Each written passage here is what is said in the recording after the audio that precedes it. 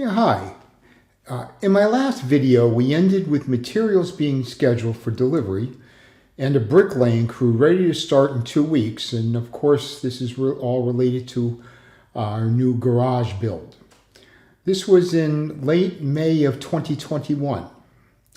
At that time, a new variant of COVID-19 called the Delta variant, which of course we all know about now, but not in May. It was just starting to spread throughout Russia. It hit us here before it badly hit the US. My wife then began to not feel well, but it was short-lived, I thought anyhow. And after about a week or so, she felt a bit better. My two daughters also did not feel very well, but actually not too sick. Now, I started with a sore throat and a low-grade fever for almost 6 days, but I self-medicated because I didn't want to see a doctor and possibly also take a trip to the hospital. I'm quite stubborn in this respect. My wife wanted me to have a doctor come out and examine me, but I stubbornly refused. Some of you may have heard horror stories about Russian hospitals. These stories were not my reason for not wanting to go. Actually, almost 5 years ago, I went into a Russian hospital for a hernia operation, and my experience was rather good. I was there for about 3 days. I had no complaints about my treatment or the facilities. It was kind of funny. At that time, I paid about 900 rubles per day. That's about $13 extra, and got a private room with a private bathroom. It was a newly remodeled room. It was like a nice hotel room. Anyhow, I was not scared of frightening stories. I was just stubborn. Finally, it hit my lungs, and I was having a difficult time breathing. It was the first time that I ever gave thought to how simple yet fatal the act of breathing could be. It hit me hard in the middle of the night, about 3 a.m., but I didn't want to wake up my wife. I thought I would wait till morning. I left the lights on in the room. I thought if something bad was going to happen, I wanted to see my surroundings and not darkness surrounding me. And yes, I prayed hard and made promises to God.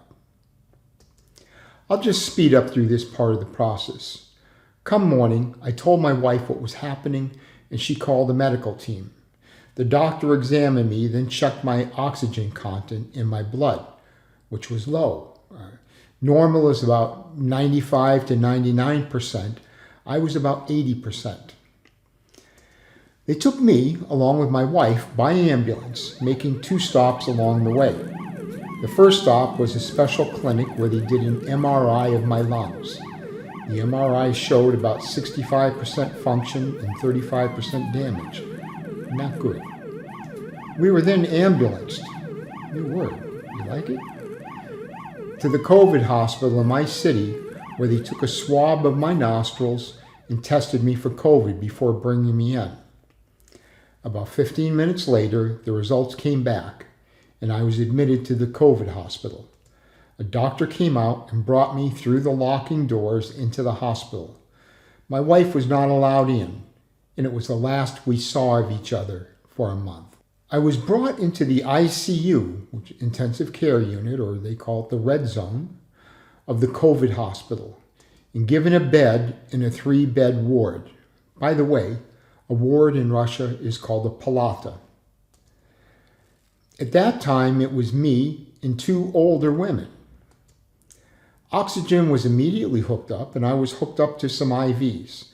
I spent nearly a week in the ICU, and some of it was just kind of a blur. I don't remember. My Russian is not very good, and even if it was better, medical language is something totally different.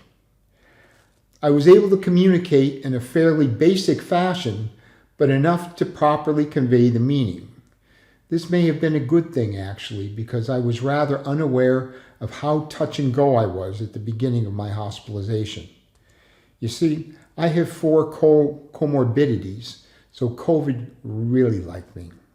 I did have my phone with me, and although my speaking abilities were not great at that point in time, I was able to peck out some semi-legible messages, SMSs, and emails.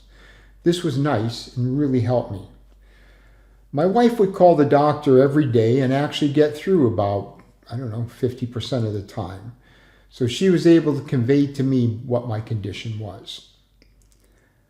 Something else that historically has always had a bad rap, and I'm sure it's deservedly, is the food that you are served in a Russian hospital. Actually, years back, but during my time in Russia, you needed to have either a friend or a family member who would cook food and bring it to you at the hospital. Not actually bring it to you, but leave it with one of the workers on the first floor to be delivered to you. Now, they did serve you food then, but it wasn't really edible. Now, here I did not have that situation. They brought me 3 meals a day, and they tasted pretty good. I was fortunate to not lose my taste or smell with COVID. Lunch even included a side dish of some pretty good soup. Just a parenthetical note here. Russians are great soup makers. Everyone here was wearing one of those hazmat type spacesuits and with the N95 grade masks, full hood and face shield. They all looked the same. In the ICU, it just seemed like an endless stream of doctors and nurses coming in all of the time to do all sorts of things to you. Like Las Vegas, day and night had no meaning. Now, these poor people were working their butts off, although you wouldn't know this from the suits they wore, and they were quite professional in their methods. Russia is an interesting country to live in. You never quite know what to expect. However, this nurse was not working at the COVID hospital where I stayed. Even if she was, I don't think I would have noticed. The older gentleman in the background seems to have noticed, though. I had my phone with me, and my phone has a nice camera, but unlike some, I couldn't do any video while I was there. It was depressing, and I had no right in my mind to film other people suffering. I looked like death warmed over, so there certainly wouldn't be any selfies, which I'm no fan of under any circumstances. The ICU was no picnic. There was a lot of moaning, tears, cries for help, and even chants of sorts. This really bothered me, and I even audio recorded some of it to have my wife listen to when I returned, so she could see what noises I was subject to every day. Although I had something happen to me during my stay there, which changed my outlook on almost everything. I deleted all my recordings, and also the way I looked at this and viewed it. I'll talk about this in a bit. Thank God for the fact I had my phone and a good data plan. It allowed me to stay connected to the outside. Just a small note here. Any patient in the COVID hospital could have things delivered to the hospital by family members.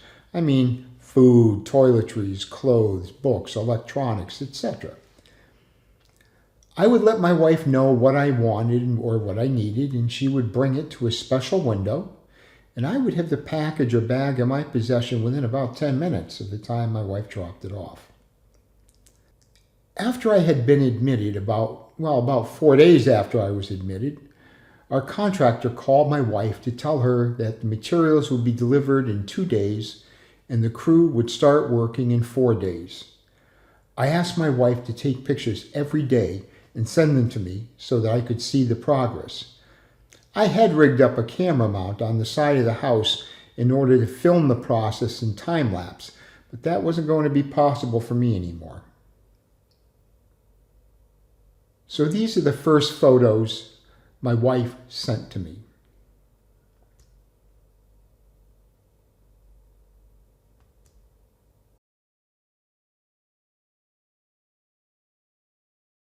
I was so happy that I sent my wife a picture of my lunch. Here are some more photos taken the next day.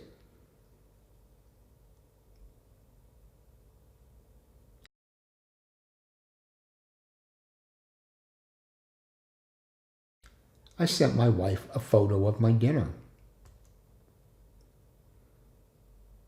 Here are some more photos as the walls grew in height.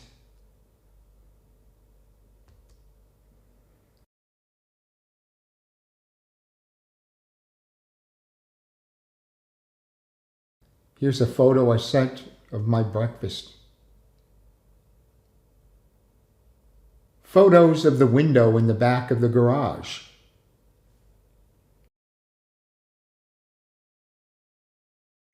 I sent a photo of my monitor. Here's my side door and the big door in the front.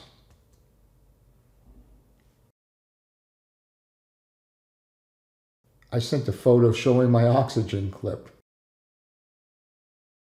Basically, I was getting the best of this photo exchange, although in all fairness, I wasn't even allowed out of my hospital bed, so my photo opportunities were limited.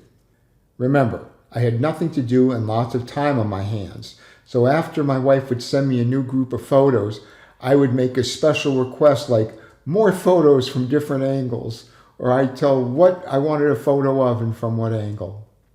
I knew that Mark was starting to feel better when he started to be a real pain in the neck, asking for photos of the garage project from this angle and that angle, which I did provide. I was more concerned about trying to run the household by myself with 2 kids sick with COVID, and also my job, which I still had to do remotely. On top of that, I also had to learn new skills, like how to cut the lawn and how to operate the water pump. Sometimes I just wanted to say, how can we miss you when you won't go away? But I didn't. It would have sounded cruel, and I didn't mean it. Taking and sending large batches of photos just became a part of my life at that time. Apart from the garage project, which he was most interested in, I would also send him photos of the freshly cut lawn, of tomato plants, raspberry bushes, and strawberry plants, to show him how much they have grown. Also, our first harvest of strawberries that he would never partake in. Here's a picture of the outside of the COVID hospital where Mark was. The large poster on the wall is showing doctors and nurses in protective clothing. It says, "We are proud of you." You can see a metal door. That's where the patients' families could buzz the bell and the nurse would come out, check your bags that you wanted to give to your family member, and if they okayed it, the bags would go up to the patient. Here are some photos showing benches in that area. I would sit on this particular one, usually waiting to hear from Mark if he received the package. I liked thinking that he was somewhere close as we spoke, and I was looking at the windows trying to guess which was his. The area outside was park-like, and I think it was helpful for families to be in that kind of area, help to calm them and to think better thoughts and hopes, have better hopes. Okay, let me just go into fast forward a bit now. After almost a week, I was transferred from the ICU to a regular COVID ward. I understood that if I was dependent upon the oxygen, that I would not get out of the ICU. Leaving the ICU meant that I could get out of my bed and walk a bit in the corridor and also use a regular toilet in the men's room. I would also be amongst other patients who were not as critical as the ones I had been with. Anyhow, they did move me to an 8-person ward on the 2nd floor. Including me, there were 8 men in the room, ranging from probably about 30 up to age 70. I was probably one of the 3 oldest in the room. But this seemed heavenly to me. Although it was rather difficult for me to maintain my balance when walking, I made sure that I was always within reach of something to grab if I felt I was going to fall. I did not want the doctors or nurses to see that my balance was messed up. I just wanted to get home as soon as possible. My new room was rather sparse in terms of medical equipment. I no longer had a monitor, just an oxygen tube connected to a copper oxygen tube that went around the perimeter, of the room. After my first day in that room, I decided to forego completely the oxygen. And for the next couple of weeks until my release, I was always breathing on my own without assistance from the oxygen. Well, in my new ward with 8 men, there were no longer the sounds of crying or help or calling for help or even chanting. The noises were just those you might expect to hear in a room of 8 men. We had a week where it was very hot. There was no air conditioning at the COVID hospital. The temperatures seemed to increase every day, finally topping 37 degrees Celsius, that's about 99 degrees Fahrenheit. The exterior walls of the place were really thick, about 50 centimeters or 20 inches. It took several days for the room to fully heat up, but when it did, it certainly retained the heat well. During this heat wave, I ran out of bottled drinking water. The hospital kept us supplied, but I was out. I asked nearly every worker on my floor if they could get me more. I was assured that they would soon do this. After about 3 more hours without water, I took things into my own hands. I walked down the corridor until I found the stairs down to ICU. I thought I might have some luck finding water there. I was familiar with it. Along the way, though, something happened which had a profound effect on me there for the balance of my time. At the bottom of the stairs, under the landing, were 2 gurneys, each with a dead body on them. The bodies were wrapped mummy-like in sheets. It was obvious that these were the doors to the outside where the dead would be transported to the morgue. Wrapped up like mummies, plus you couldn't tell if it was a guy, male or female. Now, there was no odor or anything, nor really anything disrespectful going on. To me, it was just sad, seeing the dead lying there, basically all alone. This was not a usual patient stairway. I just happened to use it because I was thirsty for water. I continued on, asked a nurse for water, and she brought me 2 1.5-liter bottles. I returned to my room, and one of the men asked me if I would let him have a cup of water. I just gave him one of my bottles. Apparently, I wasn't the only one waiting for water. The memory of the gurneys kind of haunted me, though, just because it was such a sad affair. It was just a sad, unfair end to lives. I punished myself by wondering if any of the dead were people I secretly cursed for making so much noise while I was in the ICU. I deleted any and all audio recordings I had made, and then I made them and I'd forgotten about them. But at this point, I felt like an animal for even doing that.